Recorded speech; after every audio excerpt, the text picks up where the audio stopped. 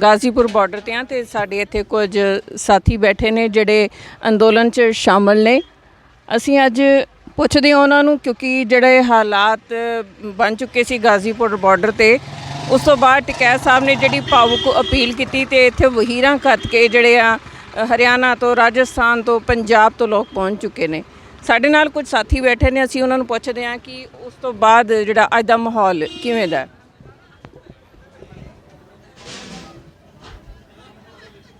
माहौल ये है, हम लोग जो चर्चा कर रहे थे बैठे हुए, 1868 वाला धान अगर 1100 में बिका तो जो 700 से 800 का मार्जिन है बीच का, ये कहाँ गया?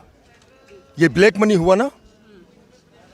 ये पूरा का पूरा 4 से 5 लोगों के बीच में इकट्ठा हो गया।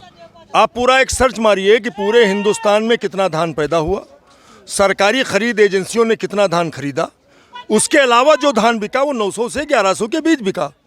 अगर ये धान का रेट 1868 किसान को मिलता तो जो 900 रुपया उसको फालतू मिलता, तो किसान क्या करता? किसान न अपना हेल्थ इंश्योरेंस कराता है, न किसान अपने बच्चों की दवाई के लिए पैसा जोड़ता है, न किसान और किसी किस्म की क्या कहते हैं आप लोग, जोड़ गांठ करता है बैंक में पैसा। किसान के हाथ में पैसा आते ही मार्केट में जाता है।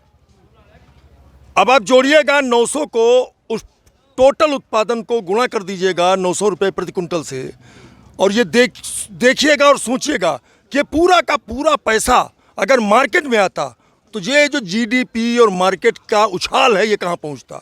मार्केट में मैं कपड़ा खरीदता, मैं दवाई खरीदता, मैं साबुन खरीदता, मैं तेल खरीदता, मैं कंघी खरीदता, मैं थोड़ा होटल में खाना खाता, मैं ढाबे पे जाता, पैसा खर्चता ना मैं।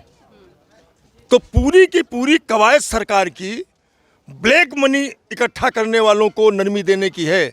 मार्केट में ये, मैं बहुत अर्थशास्त्री नहीं हूँ, कम पढ़ा लिखा आदमी हूँ, लेकिन ये अर्थशास्त्र मेरी समझ में आया कि अगर मेरे पास पैसा हो, अब जैसे वो यूपी में गन्ने का मामला है, 4 साल पहले जो गन्ने का हार्वेस्टिंग थी, छिलाई जिसको गन्ना कहते हैं, उसकी मजदूरी 30 रुपया कुंटल थी। 4 साल बाद आज की तारीख में 60 रुपया कुंटल हो गई, यानी 30 रुपये कुंटल गन्ने की हार्वेस्टिंग की मजदूरी बढ़ गई। बाकी और जो उसकी बुआई का खर्चा है, जो कंपोस्ट का खर्चा है, जो और फर्टिलाइज़र का खर्चा है, उसको आप छोड़ दीजिए। तो 50 से 60 रुपया कुंटल अगर उत्पादन लागत बढ़ गई और रेट जो 4 साल पहले थे वो आज भी हैं, तो कैसे हमारी आमदनी दूनी होगी? ये स्वामीनाथन आयोग की रिपोर्ट का क्या मतलब हुआ? लेकिन मोदी सरकार जी तो बोल रहे हैं कि हमने तो किसानों की आमदनी दुगनी कर दी, हमने बीमा पॉलिसी ले आई। अच्छा, एक बात बताइए, मोदी जी के आपने 2014 से पहले भाषण सुने हैं ना? मोदी ने कहीं ये कहा कि मैंने गेहूं, धान, गन्ने की खेती की? मोदी जी ने क्या बताया, क्या करते थे? तो जो चाय बेचने वाला आदमी है, तो चाय पे हमको ज्ञान देना, खेती पे तो ये बंदे ज्ञान देंगे जो खेत में। नौजवानों को बोल तो दिया कि पकौड़े, तो बस वो हम लोग पकौड़े बनाने लगे, हमारे बच्चे पकौड़े बनाने लगे। जो जिस चीज़ का मास्टर है वो उसके बारे में ज्ञान दे। और मैं आपको बताऊं, मैं भी कुछ मीटिंगों में गया था अधिकारियों की। आमदनी दूनी से मतलब क्या होता है? अरे जो चीज़ 325 रुपया कुंटल गन्ने का दाम है, इसको 650 कर दो, आमदनी दूनी। 1868 अगर धान की कीमत है, इसका एमएसपी दूनी कर दो, आमदनी दूनी। अब आप हमको बताइए, कौन मूर्ख है ऐसा आदमी धरती पर जो ये नहीं जानता कि अगर मैं धान के साथ 2 भैंसें पाल लूँगा और उसका दूध बेचूंगा तो मेरी आमदनी बढ़ जाएगी? कौन नहीं जानता? कौन नहीं जानता कि अगर खेती के साथ मैं एक परचून की दुकान करूँगा तो मेरी आमदनी बढ़? ये हमको मोदी जी बताएंगे? ये हम नहीं जानते, ये हम इससे पहले नहीं कर रहे थे, हम तब भी कर रहे थे। कोई ट्रैक्टर से किराया करता है, कोई दूध का काम करता है। तो ये सरकार इसके लिए नहीं है। सरकार को अगर आमदनी दूनी करनी है तो सरकार हमारी जितनी एमएसपी है उसके रेट दूने कर दे, और एक जो हमारा न्यूनतम समर्थन मूल्य घोषित करे, और एक उस पर एक वो लगा दे पॉइंट कि हमसे उत्पाद खरीदने के बाद मार्केट में उत्पाद आने तक संबंधित कंपनियां कितना मुनाफा लेंगी वो उसकी एमआरपी कीजिए। अगर मेरा धान 1100 में बिका है तो एमआरपी 25 रुपया चावल की, 50-60 रुपया नहीं। ये घोषित करो ना। मतलब आप ये बताइए, मैंने बताया मैं बहुत अर्थशास्त्री नहीं हूँ, हमको बीज की कौन देगा? कंपनी।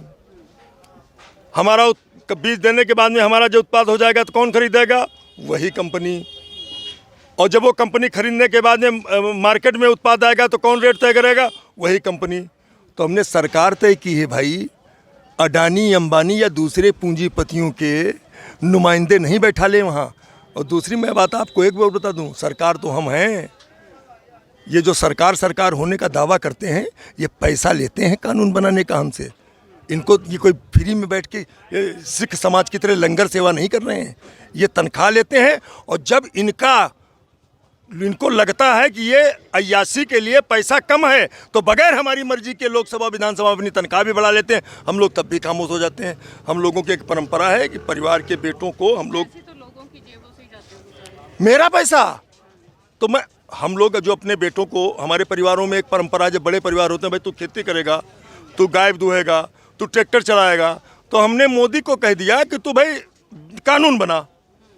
अब दिक्कत ये हुई कि हमने 5 साल के लिए तो इनको कानून बनाने के लिए बैठा ला।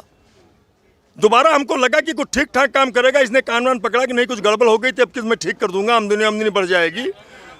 अब 5 साल बाद मैं इसको हटा दूंगा, दूसरे बच्चे को किसी को बैठा लूंगा, क्योंकि ये मेरा काम नहीं कर रहा है। ये काम उनका कर रहा है जो मेरे दुश्मन है। ये मेरे दुश्मनों से मिल गया। परिवार में होता है, हम लोग धोखा खा गए भाई। सत श्री अकाल। प्लीज़ साडे चैनल सांझा पंजाब नू लाइक ते सबसक्राइब करो यूट्यूब ते।